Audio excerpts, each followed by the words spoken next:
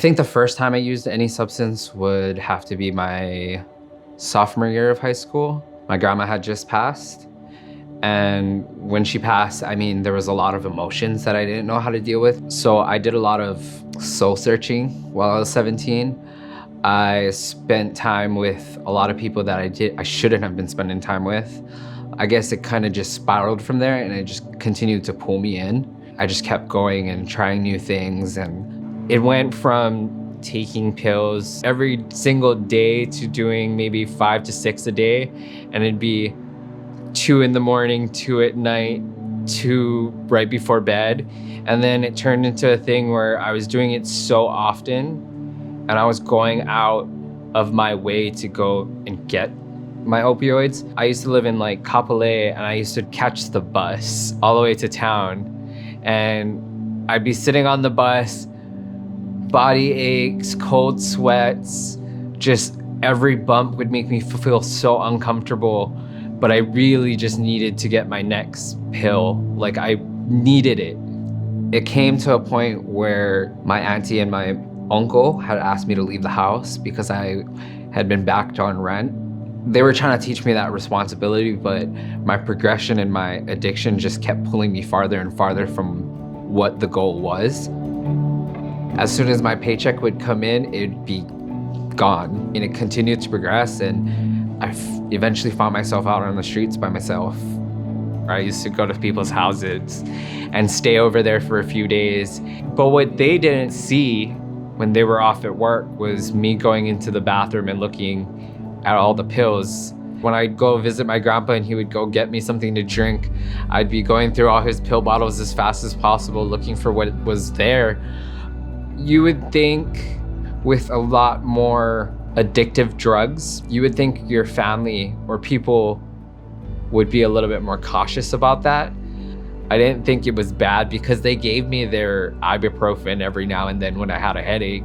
So what was the difference if I went in and grabbed some oxys? One of the craziest parts is I didn't see that people didn't want me around. I mean, when we're going through these phases, we don't think about what's happening around us.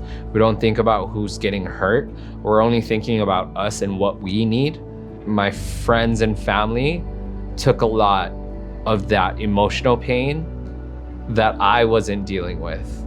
So like, yeah, I got numb and I ignored all the pain and I wasn't hurt anymore, but everything that I went through or all the feelings that I had repressed had been pushed off to somebody else.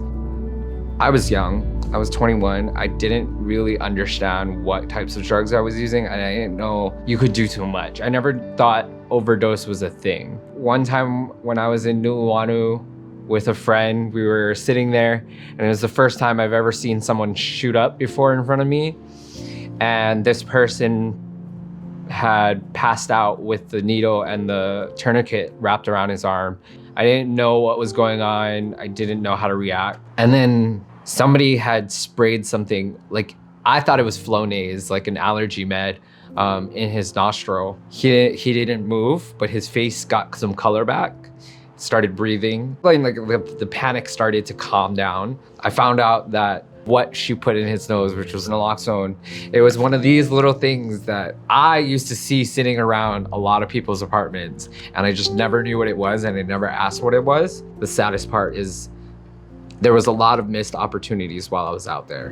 My best friend works at a bar, and she drives through Waikiki like quite often. So I gave her some. I said, this is what you do. You take one of these packages, and if anything and somebody looks like they're not responsive, you go ahead and give them the dose. Call 911 first, and if they don't respond, ambulance will be on their way.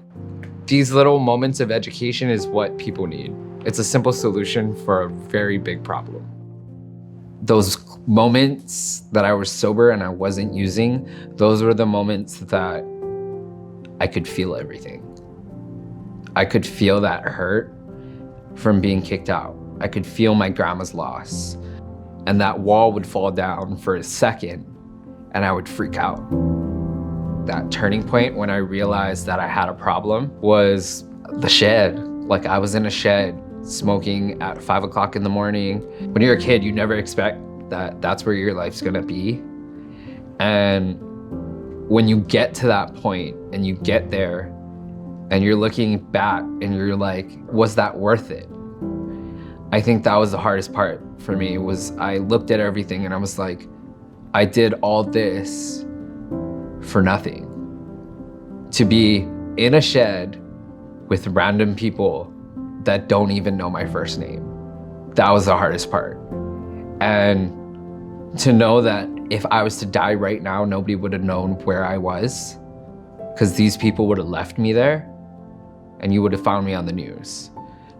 That was that moment where I was like, I can't do this anymore. Ended up going to rehab. I remember within the first week or so, we had a group and we were all sitting in the group and there was a speaker. He had mentioned something about being sick and tired of being sick and tired. And I don't know what happened at that moment. I don't know where it came from. I started crying because it was like a flash of everything that I've been through within that past year had happened. Everything just came back. All those feelings came back. I had focused on everybody else being the problem for so long. I was able to reflect on how many times in each situation that I had been in, it was usually caused by what I had done. The relationships I have today is only due to the fact that I've been given the opportunity to make my life better. At the end of the day, when there's nothing to numb yourself with, those feelings are gonna come back, and they come back way harder. And someday you're gonna have to sit through it.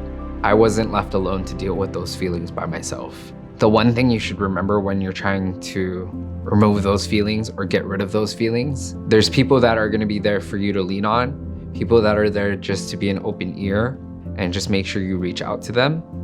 I know that reaching out right now sounds so hard to do. You don't reach out, they'll reach out, and they'll grab you as hard as they can.